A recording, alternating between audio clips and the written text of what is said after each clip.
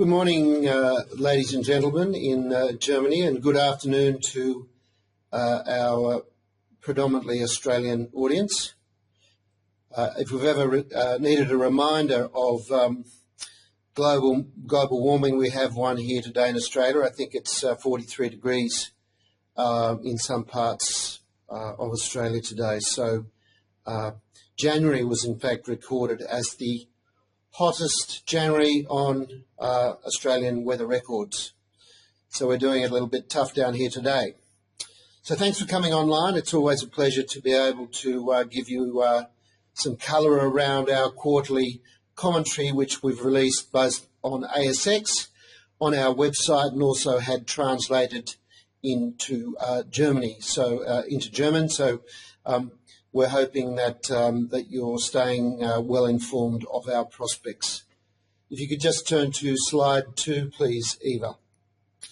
So our agenda for today is the usual agenda: quarterly highlights, commercialisation schedule, corporate and financial progress in relation to research and development, and our manufacturing and technical collaborations, and finally just a summary of our financials for the quarter. Next slide, please, Eva. So there are 5 highlights that I'd like to draw your attention to for the quarter. We were very fortunate to receive R&D rebate advance facility from the Commonwealth Bank. Commonwealth Bank is probably Australia's leading bank, and it's taken over the role that the Clean Energy Finance Corporation once had in relation to advanced facilities around R&D rebate. This is effectively just advancing the cash that we would otherwise receive at the end of the financial year. So that has swelled our coffers and taken our cash at bank to approximately $5 million. And we've drawn down about 1.75 of the 2.5 million of that advance. Moving on, I'll give a little bit more detail on all of those as we move through the presentation. So this really should just be a summary of the highlights. We received a pass from the Technical Advisory Board in relation to our thermal cycling milestone for the quarter in relation to strip cells, and I'll add some more detail around that later on.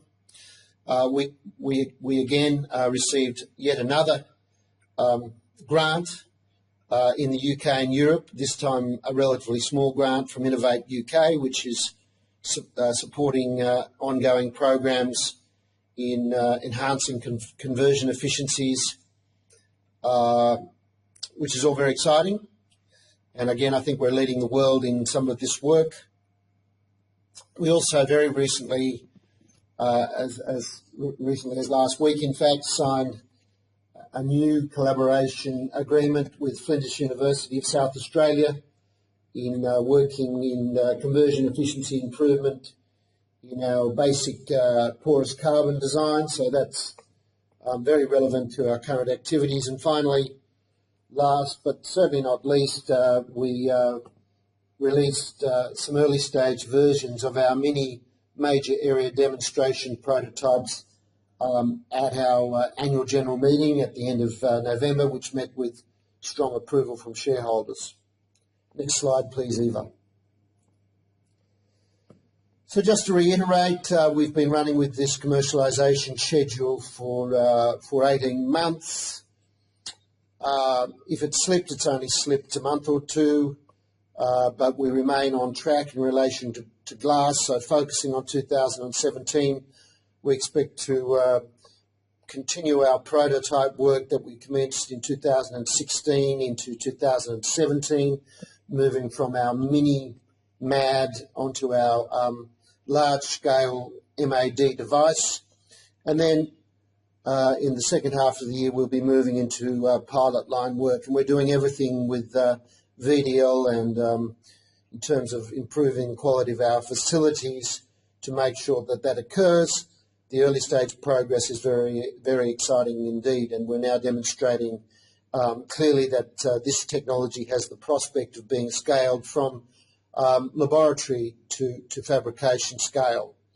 And just to add to that, of course, it's well documented that we also run a metals or flexibles program, which not only applies to steel substrates, but also to a broader range of potential metal substrates or even polymers. And that program runs approximately 12 months behind our glass program. And this year we'll really be focusing on early stage prototyping work, which is coming along particularly well at both Soliance and at Dysol UK in Manchester. Next slide, please, Eva. So just to commence with corporate and financial progress, nothing too remarkable to report other than to say that potential joint venture partnerships in Turkey, Korea, China and Australia have all made some progress. A lot of them around ensuring that we are making strong progress with our MAD prototyping program, but also simultaneously working closely with governments in all of these companies to make sure that these programs are very strongly supported by government and that a considerable amount of the risk bearing is done by government.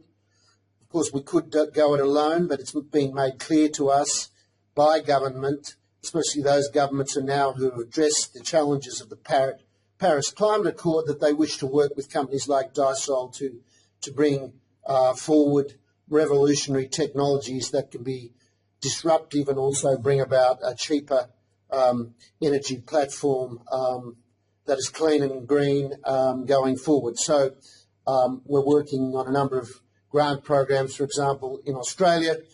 As I think I made quite clear, turmoil in Turkey is gradually settling down. We're now starting to re-establish close connections with the Ministry of Science, Industry and Technology, and our principal JV partner there, Nestle DSC, has been recapitalised, has new management and has a new major shareholder. So that's all highly fresh and prospective, and that is slowly building back the relationship with government. We remain quietly confident, putting no time on this, of course, that that program will eventually be back on track.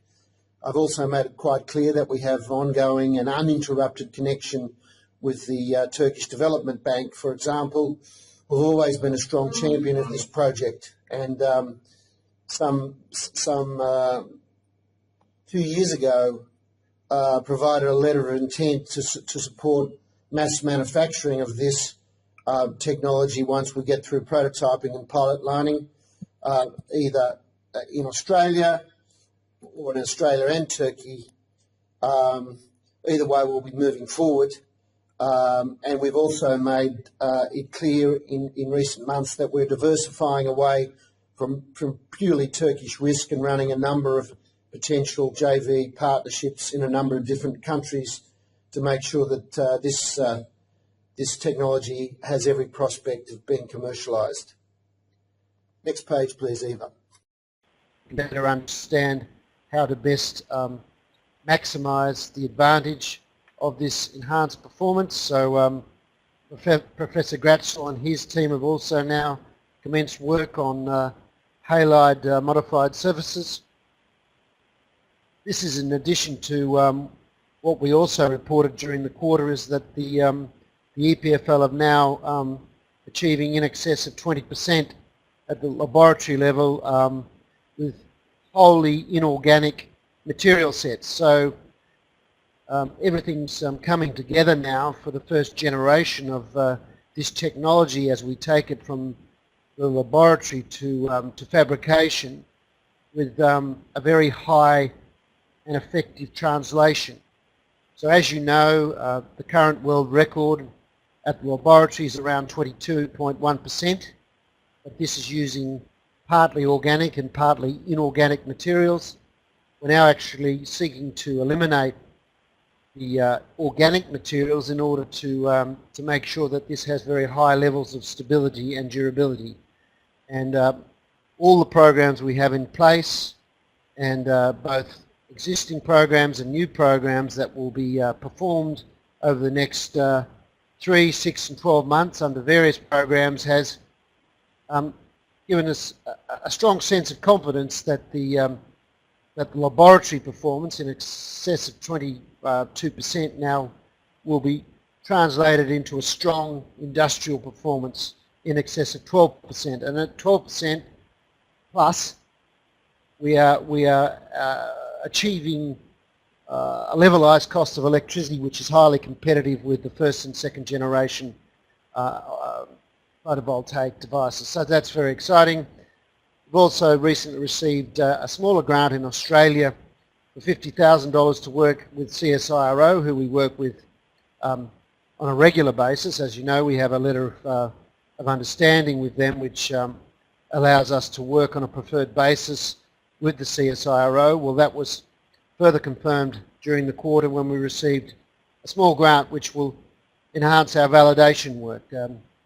We like to present data to the market which is supported by third-party validation,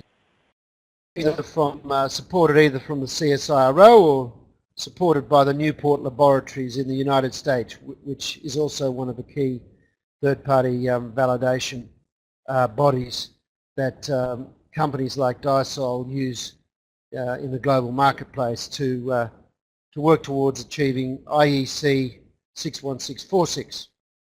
So all very exciting there.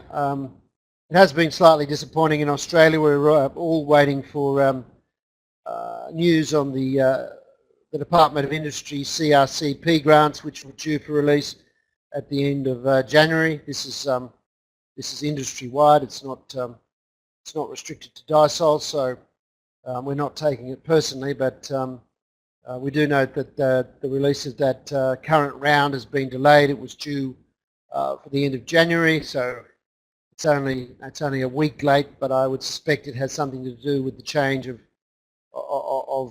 minister for that portfolio. As you may know, as an Australian at least, that the former Minister of Industry has now taken on health portfolio, and that may have slowed things up, but we expect an update on that very soon.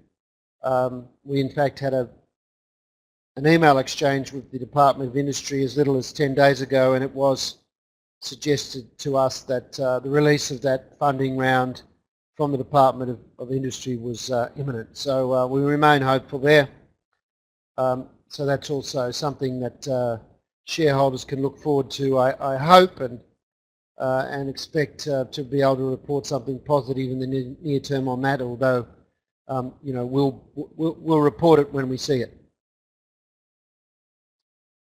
I'd also draw attention to the fact there was quite a number of claims being made in November and December by some of our potential competitors, and I've noted that we haven't heard any further comments from them since. So we remain fairly confident that we remain at the forefront of this technology. If you could take me to the next page, please, Eva. Thank you. So it's been particularly exciting on the R&D front, as you know, that we seek to meet all these tests that underpin IEC 61646, which test many aspects of both stability and durability. We have accomplished all of these at the strip cell level, and we're now moving on to establishing the same level of technical validation at the module level, which is at the 10 by 10, before we translate these into devices. So these have all been accomplished at the strip cell level, so we're now moving on to, as I say, validation at the module level. We've accomplished this 1,000 hours, for example, under light soaking. We got a qualified pass for thermal cycling for this quarter, which meant that we achieved 100% pass rate at the strip cell level with a small number of failures at the module level. We've now identified what the issue was clearly, which was an encapsulation issue. So for those failed modules, we're now comfortable that we shall be able to report in the very near future a 100% pass rate for thermal cycling. Now, just to be technical for a minute, thermal cycling involves an approximate 4-week to 6-week test where we under constant stress from minus 40 degrees centigrade to 85 degrees positive centigrade, so a range of 125 degrees constantly back and forth 200 times to really subject them to very intense change in effective environmental stress. Of course, this is much more harsh than any device would ever encounter in the real environment, particularly during that period, so it's an accelerated test. But we're very confident that having identified the failure mechanism in some of the devices, that we will be able to report certainly by the end of next quarter 100% strike rate. We're doing this testing in conjunction with the CSIRO, so it is a third-party validated test. And then, of course, as we move towards the middle of the year, we'll be also reporting on the thermal degradation test, which is 85 degrees C, constantly for 1,000 hours. So that's considered to be perhaps the most harsh of all tests, and we're working towards achieving that and feel confident that having achieved that at the strip cell level, that we'll be able to translate that strong performance into modules and larger and larger devices over time. I've already touched on some of the wonderful work that's being accomplished at Alliance and at the EPFL in relation to wholly inorganic architectures. Early last week, we executed an agreement with the Flinders University of South Australia, which is particularly well known in working with carbon nanotechnology in photovoltaic devices. We're quite excited by bringing their technology together with ours for enhanced efficiency performance on the standard porous carbon architecture, which is our preferred architecture to get, again, even further improved performance. So that's a short program which is effectively outsourcing some of the work we would normally do internally. So that's a 3-month program. We're hoping to be able to report on that, of course, at the end of 3 months, to demonstrate that bringing the two technologies together has made a material improvement in the performance of our porous carbon devices in terms of, again, taking this from the laboratory through to performance in larger scale devices. If we can move on to the next slide, please, Eva. So just to reiterate, we've now increased our resources at Alliance. So Alliance now has two full-time Dysol UK employees positioned in Eindhoven. This is to take advantage of the excellent results we achieved at Eindhoven during 2016. So Alliance has very similar work program to what we seek to accomplish here in Australia, but focusing more on metal and flexible devices as opposed to glass devices in Australia. Of course, we have exclusive rights to the benefits that are related to IP that Dysol's developed, and we share in additional IP that's being developed. But the combination of that gives us a strong IP position, and we're moving forward with Alliance working on what is known as PIN devices with no inorganic materials, which gives us very strong confidence of achieving high levels of performance on flexible substrates. So, for example, during the quarter we achieved near to 14% on strip cell devices using a wholly new architecture which is suited for flexible devices as opposed to the porous carbon architecture we use in Australia for glass devices. So we're developing two architectures here in parallel with different materials suited to different substrates and achieving excellent performance. And as I think I've already said, we're working not only with the EPFL on some halide modified surface treatments which will give improved performance, but independently the EPFL have been achieving at the spot cell level performances on inorganic cells in excess of 20%. So there's been a lot of exciting progress here which goes towards really firming up the prospect of meeting all our stability and durability targets over the next 6 months. We can move to the next slide, please, Eva. Next, on to manufacturing collaborations. Of course, working with VDL is particularly gratifying for us. We do consider them to be probably one of the best, not the best, process engineering companies in the world, who work with many of the world's best companies, including NASA as the USA Space Agency, but also companies like BMW in Europe. And we are working with them at the moment exclusively on photovoltaic devices. We're nearing the completion of the phase 2, or the engineering design phase.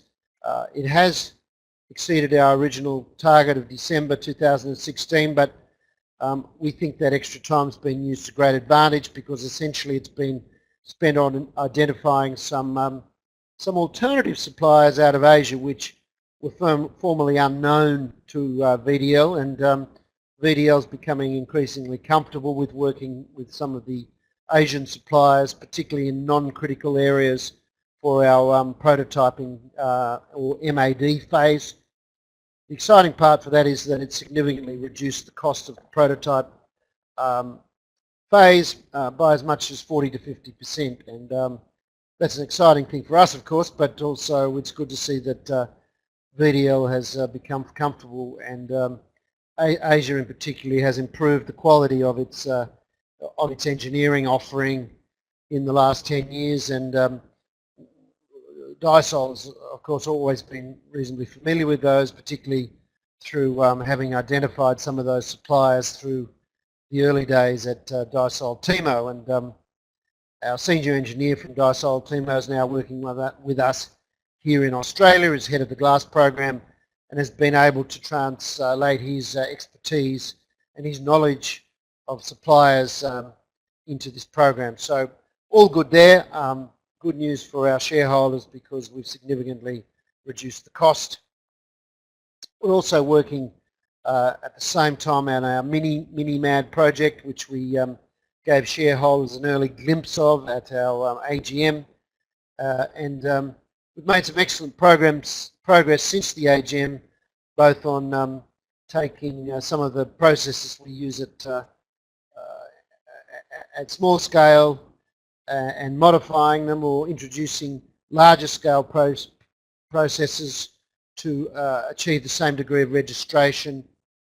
In particular, some of the material stacks we've translated very closely from our strip and early stage modules into larger devices. So for example, we're now scribing and getting active areas in our largest devices approximating 90%, and we're also now using, for example, slot die coating at the scale of 650 by 450 millimeters, and looking to translate that to even larger devices of 600 by 1200 millimeters at the MAD level, and getting some excellent uniformity in our industrialization of processes at the large scale. So very exciting to report that, and that those processes are being optimized before we start to look at optimization.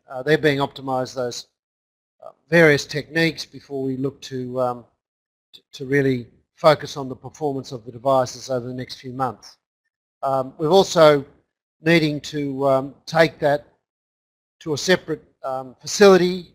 We've been fortunate to identify a number of local facilities, brand new in fact. There's a surplus of industrial floor space here in Canberra and in Queanbeyan, which are ideal. There is some need for modification, but we're working with some very nice clean shells at the moment and looking to determine which one will secure for a long-term lease to open what will be known as the Dysol prototyping facility. So that's in a fairly advanced stage of negotiation as well. So all moving in the right direction and everything coming together simultaneously.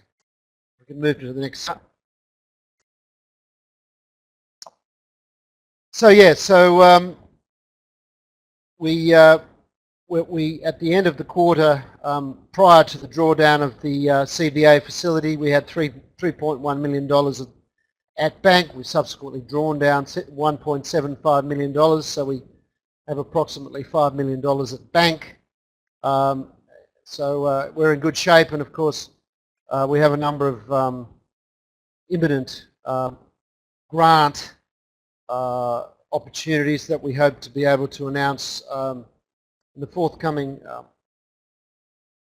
quarter. Of course, this is always somewhat precarious to announce these because the behaviour of government, both here and overseas, is sometimes difficult to schedule or predict, but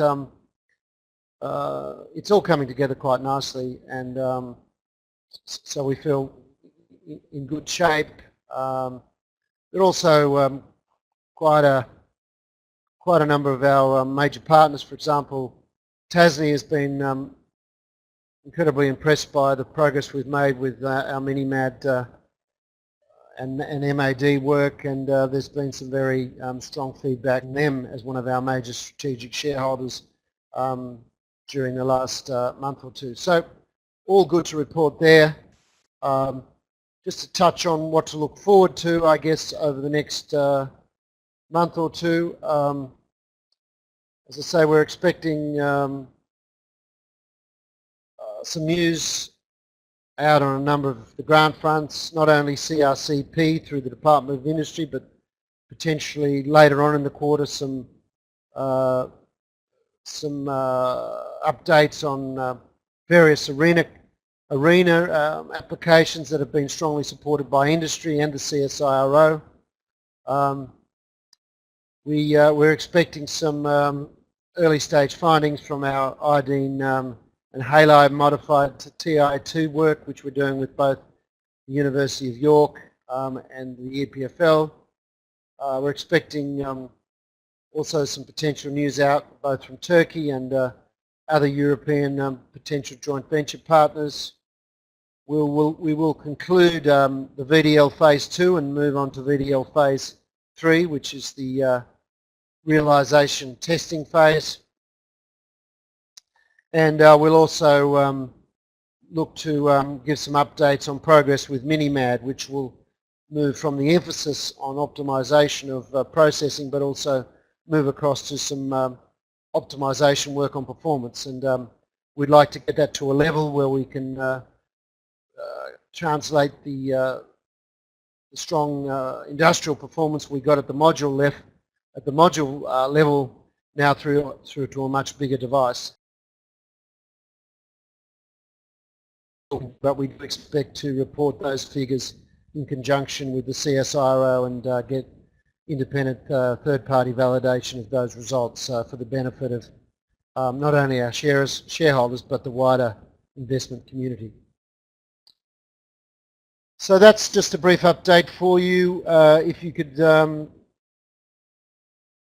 I'd like to just, if we can move to the next slide, you will hopefully all be aware that the level of reporting has improved with the appointment of our most recent relations officer. She's doing an excellent job.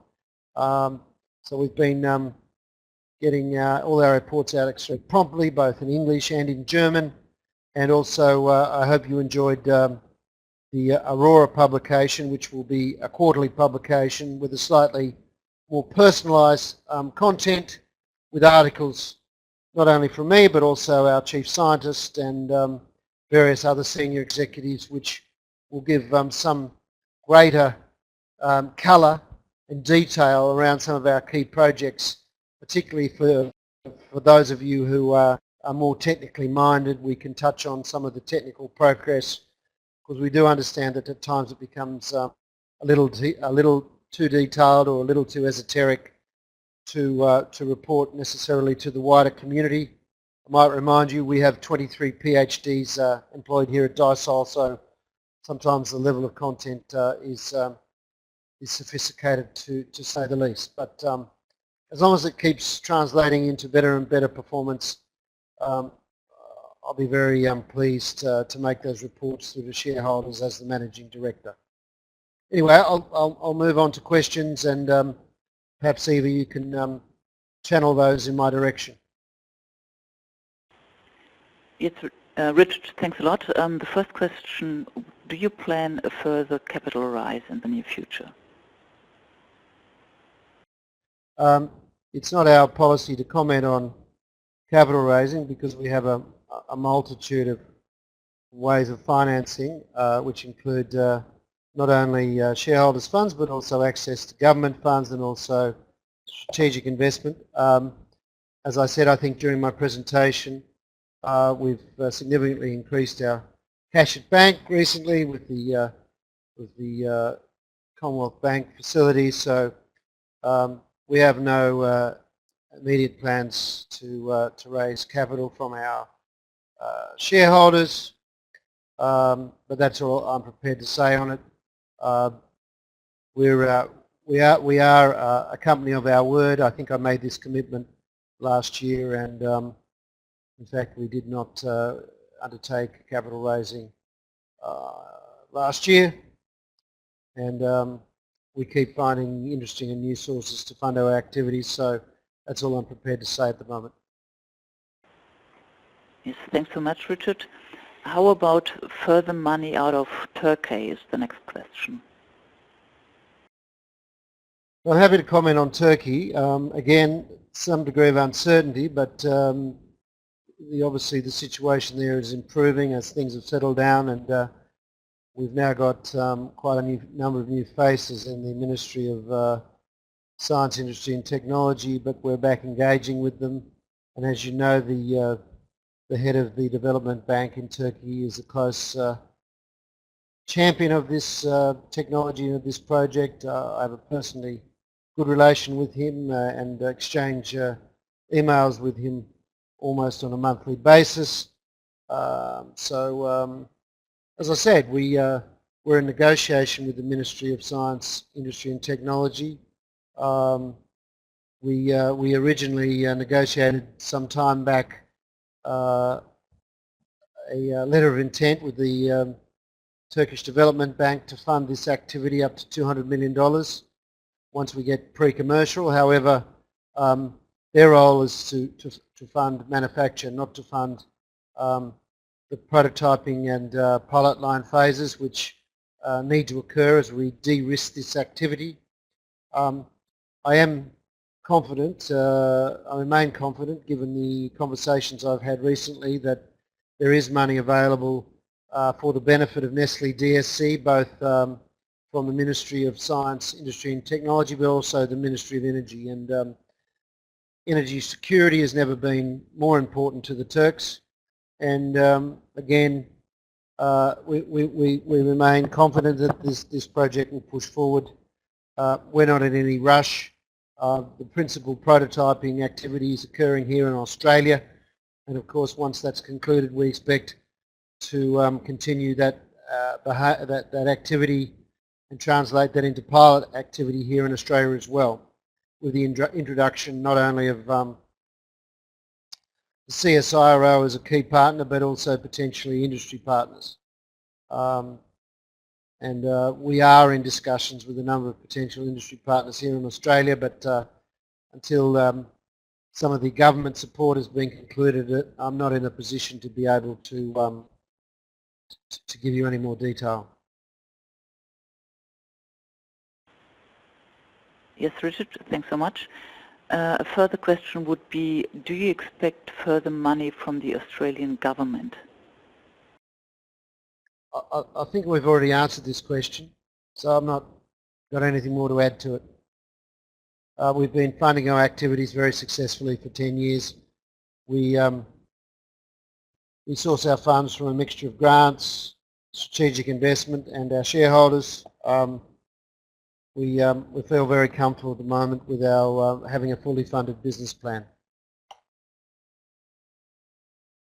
Just in relation to the Australian government, there are approximately $8.5 million worth of pending grants at the moment, so that would probably give you a strong indication of our potential next source of non-dilutionary funding for our activities. But until they're confirmed, we need to be patient.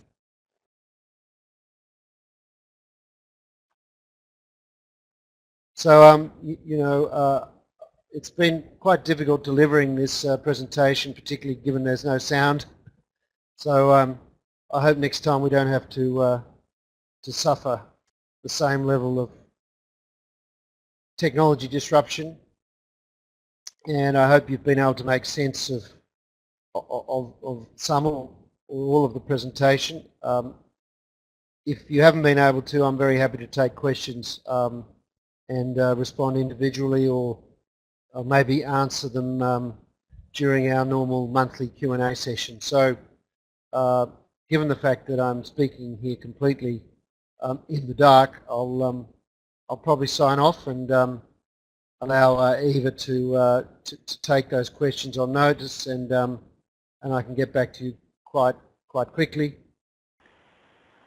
Thanks a lot, everybody. Ganz herzlichen Dank an jeden. Ich muss mich nochmal entschuldigen für die technischen Schwierigkeiten. I might apologize for the technical problems und bis zum nächsten Mal. Thanks for your patience. Thanks for listening. As ever, we're trying to iron out these technology problems, but so good morning and good evening.